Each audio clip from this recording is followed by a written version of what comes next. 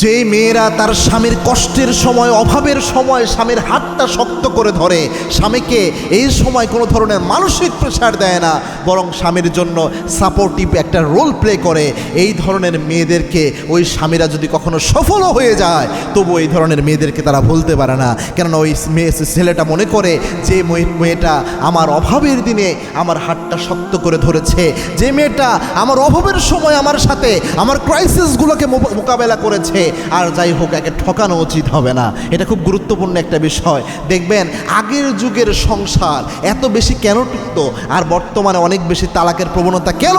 অনেক ক্ষেত্রে এটাও একটা কারণ।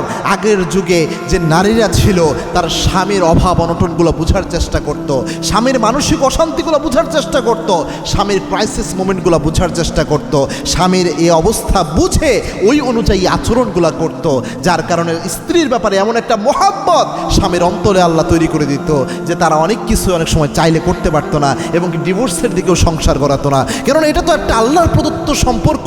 আল্লাহ বলছেন ওয়াজআলনা বাইনাকুম মাওয়াদ্দাতাও ওয়া রাহমা, এটা এমন সম্পর্ক, এই সম্পর্কের মধ্যে আল্লাহ রাব্বুল আলামিন রহমত এবং বরকত দিয়ে, ভালোবাসা দিয়ে আল্লাহ পরিপূর্ণ করে রেখেছেন।